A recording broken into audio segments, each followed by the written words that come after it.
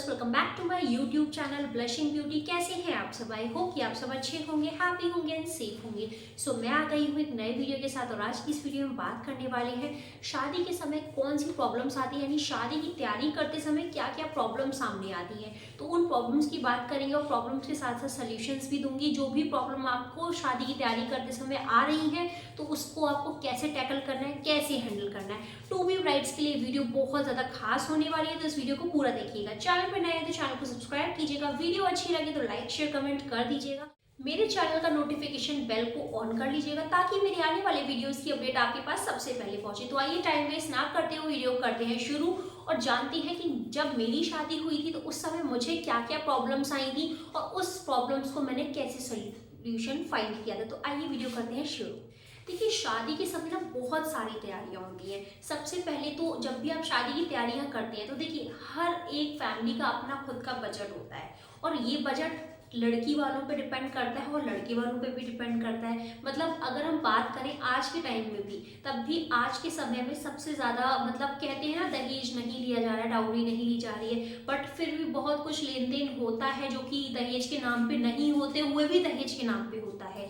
तो ये था बजट का, मतलब बजट इतना ज़्यादा मैटर करता है। लड़के वालों की डिमांड है कि उनको अच्छी खासी शादी चाहिए, अच्छी खासी शादी में वेलकम अच्छा होना चाहिए, जो भी लड़के बराती हैं उनको उनका वेलकम अच्छे से होना चाहिए। ये वेलकम अच्छे से होने का मतलब ही हो जाता है कि आपका बजट यहाँ से यहाँ पहुँचना। तो सबसे इम्पॉर्टेंट है कि जब भी आप रिश्ता की बात हो रही है तो आपकी फैमिलीज में यानी लड़के वालों से आपकी बातचीत होगी, उनकी कोई डिमांड तो नहीं है, क्या डिमांड है, क्या वो फुलफिल कर पाएंगे या नहीं। ये सारी कॉन्वर्जेशन होने के बाद आप एक अपना बजट डिसाइड कीजिए। बजट मैं ये नहीं कह रही हूँ एकदम फिक्स बजट होगा, बजट आपका अप्रॉक्सीमेट बजट होगा। यानी अगर आप शादी कर रहे हैं 10 लाख की, 15 लाख की, तो ये आपका अप्रॉक्सीमेट होगा। इसमें 1-2 लाख रुपए आराम से ऊपर ही चला जाएगा, नीचे तो कैसे भी नहीं जाता है, ऊपर चला जाता है। तो आप एक अप्रॉक्सीमेट बजट ट्राई करके रखिए, तैयार करके रखिए, सो दैट आपको आइडिया हो और आप पैसों का अरेंजमेंट टाइम पे कर पाए।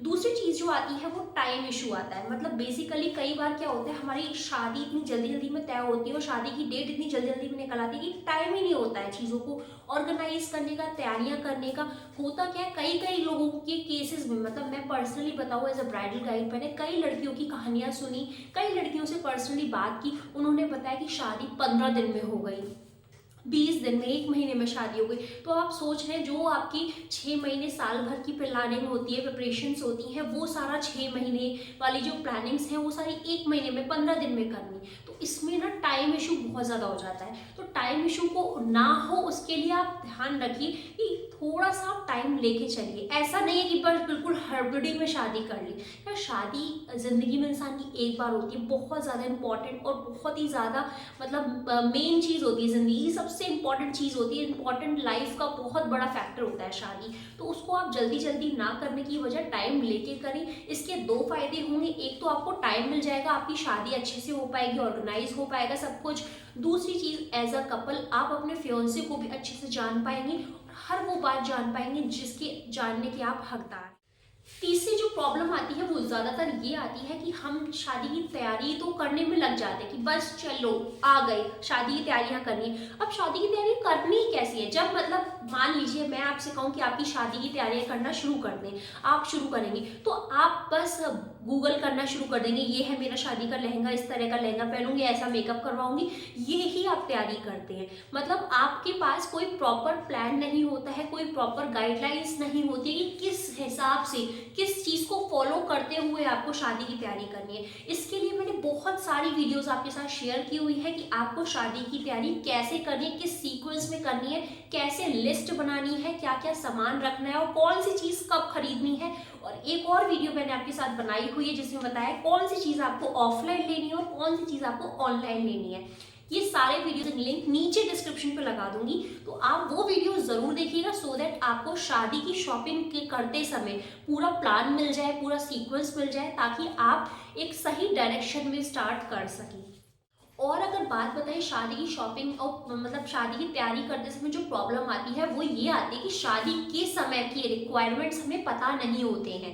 मतलब ये कह लीजिए हम एजम्पशन पे होते हैं कि इतने गेस्ट आएंगे, इतने लोगों का खाना होगा, इतने लोगों की अरेंजमेंट करनी है, इतने लोगों के लिए ठहरने की व्यवस्था करनी है। या ब्राइड की भी बात करें तो अगर हम ऐसा लहंगा पहनेंगे तो हम ऐसे लगेंगे, हेयर स्टाइल में हम ऐसे लगेंगे। ये सारे हम अजम्पशन करके चले होते हैं कि हम ऐसा करेंगे, हुआ नहीं होता है।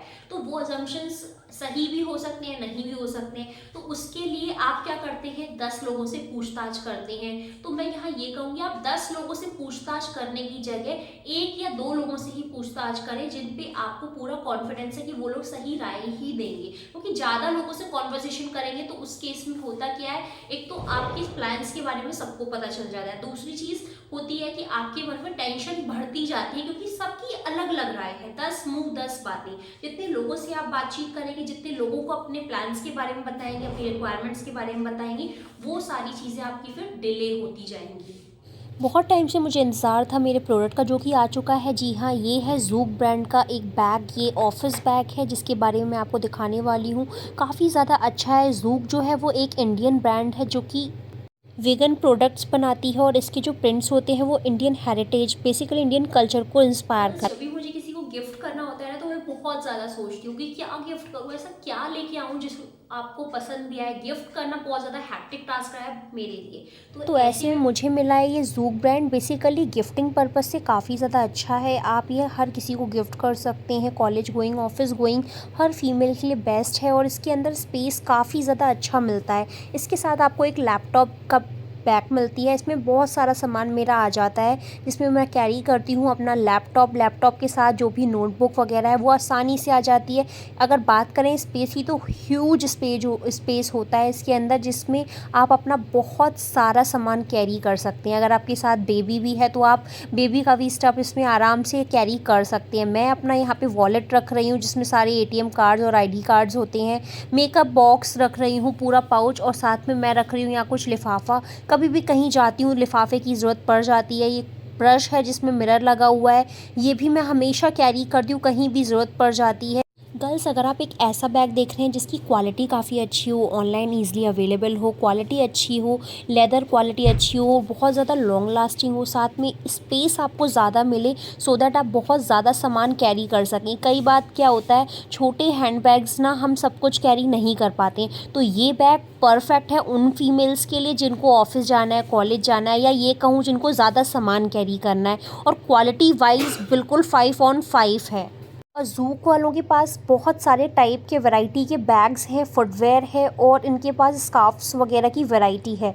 तो ये मेरा बैग रेडी हो गया जो कि बहुत ही ज़्यादा अच्छा लग रहा है, स्टाइलिश लुक दे रहा है। पर्सनली की बात करें मेरे एक्सपीरियंस की तो ज़ूक के जो प्रोडक्ट है मुझे इसलिए अच्छे लगते हैं कि इनकी क्वालिटी बहुत ज़्यादा अच्छी होती है। इनके प्रिंट्स जो होती हैं हमारे इंडियन ट्रेडिशन को दिखाते हैं, और ये बेसिकली इंडियन ब्रांड है और इसके प्रोडक्ट वेगन होते हैं। काफ़ी ज़्यादा अच्छी क्वालिटी के साथ आपको अफोर्डेबल रेंज में भी मिल जाती है। इसका कूपन कोड मैं आपके साथ शेयर कर देती हूँ, इसके लिए आपको मेरे कूपन कोड को फॉलो करने की जरूरत है और स्पेशल डिस्काउंट आपके साथ होगा। कूपन कोड और लिंक वगैरह सारा नीचे डिस्क्रिप्शन पे लगा दूंगी, तो आप इसको ज़रूर ट्राई कीजिए। सबसे बड़ी जो गलती होती है ना शादी के समय करते हैं हम लोग, वो होता है हम कोई भी चीज़ यार अपने टाइम पे नहीं करते हैं। कह लीजिए आपने एक लिस्ट बनाई, आपने सोचा कि आपको ब्राइडल की अलग तैयारी करनी है, सेरेमनीज की अलग तैयारी करनी है, और अदर वेडिंग की तैयारी अलग करनी है। 3 लिस्ट बनाई और उस हिसाब से आपने सोचा अभी तो शादी को 6 महीने हैं, दुल्हन का सामान तो 2 ही 4 दिन में आ जाएगा, 10 दिनों में आ जाएगा, 10 दिन का काम है।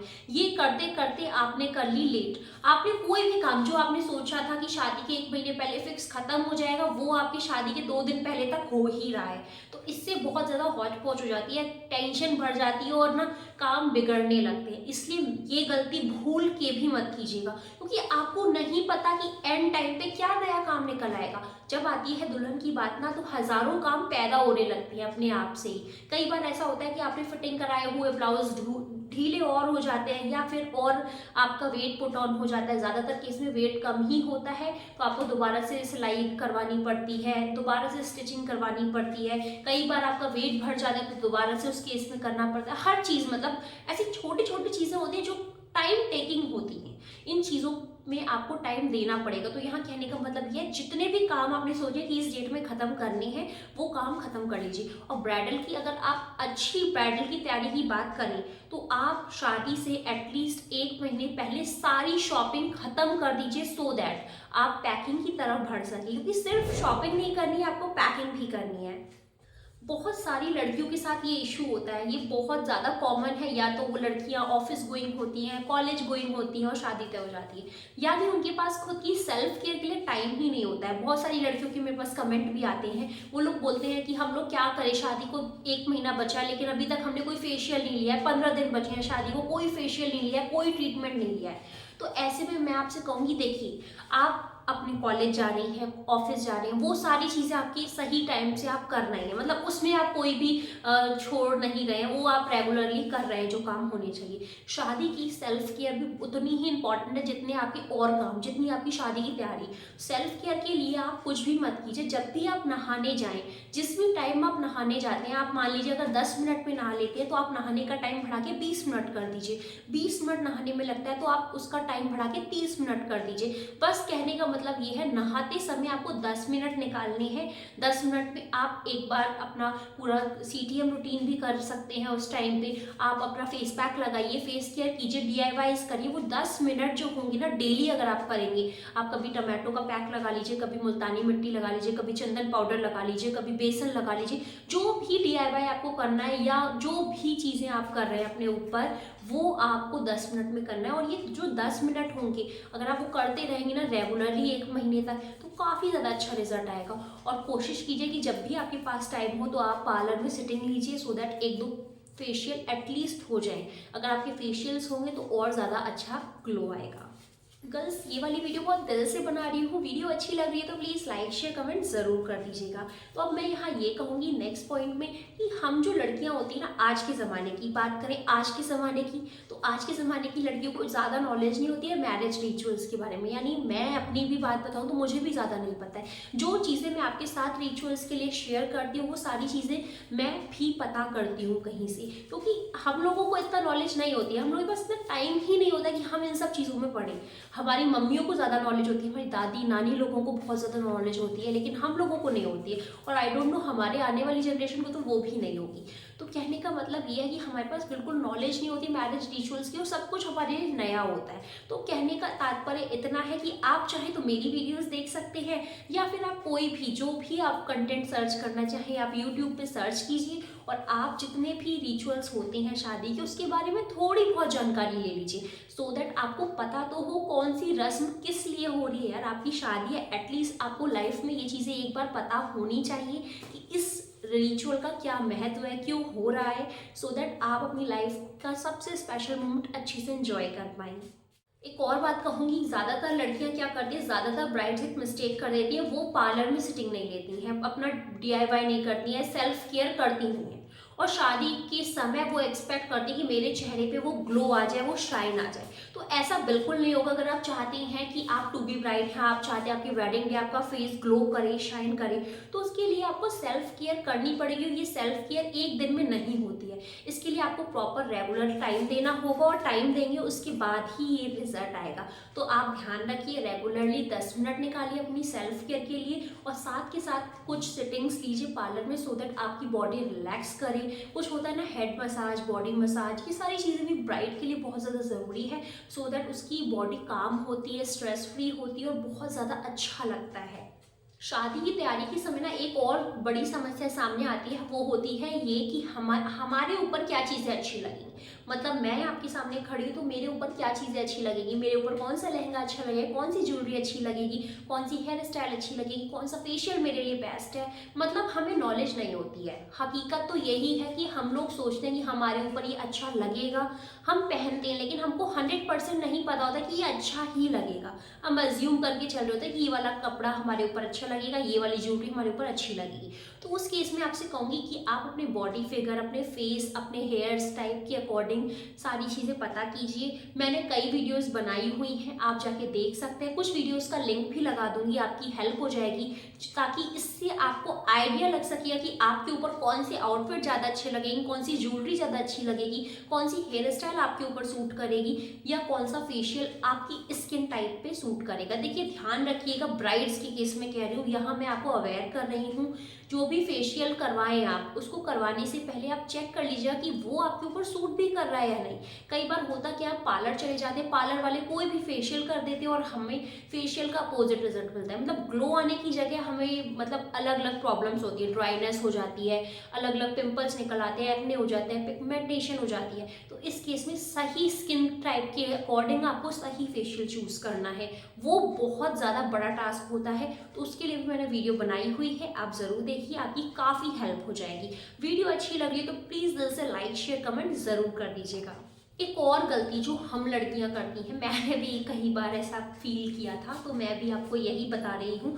हम लड़कियां यानी हम ब्राइड्स जो होती हैं, हम दुल्हन क्या होता है, हम लोग सोचते हैं कि हमारा ब्राइडल लहंगा, हमारा ब्राइडल पैकिंग, हमारी ब्राइडल शॉपिंग जो भी है शादी की चीज़ें तैयारियों में ना, सिर्फ इतना ही है कि ब्राइडल से रिलेटेड जो भी चीज़ें वही हैं। लेकिन ऐसा नहीं होता है। शादी की तैयारी का मतलब ब्राइडल की तैयारी नहीं होता है। ब्राइडल की तैयारी शादी की तैयारी में आएगी, लेकिन शादी की तैयारी में सिर्फ ब्राइडल की तैयारी नहीं आएगी। यानी शादी की तैयारी अगर आप कर रहे हैं तो ब्राइड की तैयारी अलग से होगी, फैमिली मेंबर्स की तैयारी अलग से होगी, ग्रूम्स के लिए जो भी गिफ्ट्स हैं, आउटफिट्स आप दे रहे हैं, वो ससुराल वालों को लेने देने के लिए जो चीज़ें आएंगी, वो पूजा एसेंशियल्स आएंगी, विदाई में देने वाला सामान, और ससुराल वालों के लिए कुछ गिफ्ट, सास के लिए स्पेशल सामान, सास की पिटारी, अलग अलग टाइप की चीज़ें होती हैं जो कि एक मतलब शादी की तैयारी में बहुत ज़्यादा इंपॉर्टेंट रोल प्ले करती है। तो इसकी एक सेपरेट लिस्ट बनाइए और इसको भी शादी की तैयारी में शामिल कीजिए। आपकी शादी है, आपको ये सारी चीज़ें ध्यान रखनी है और टाइम से करनी है।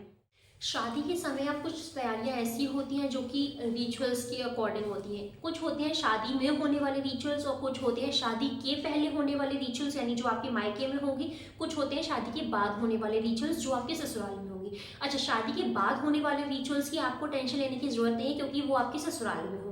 शादी से पहले जो रिचुअल्स हो रहे हैं, जो मायके में हो रहे हैं, वहाँ पे बहुत सारे रिचुअल्स होते हैं, जैसे कि कंगन भी बनता है, तेल ताई होती है, हल्दी चढ़ती है, संगीत होता है, मेहंदी लगती है। इन सब में अलग अलग चीज़ें होती हैं, मंडप भी करता है। अगर आपके यहाँ भी ये रिचुअल्स हो रहे हैं तो इनके बारे में आप बड़ों से डिस्कस कीजिए। अपनी मम्मी, अपनी दादी, अपनी जो भी नानी है, घर के बड़ों से आप डिस्कस करेंगे तो आपको वो लोग सेपरेट लिस्ट बना के देंगे कि इस फंक्शन में ये वाला सामान चाहिए। और मेरे घर में भी पर्सनली कंगन बनता है, मंडप करता है, ये सारी चीज़ें हुई थी, इसीलिए मैं आपको एडवाइस दे रही हूँ। शादी की तैयारियों में ये वाली तैयारी आपको स्पेशल करके रखनी है।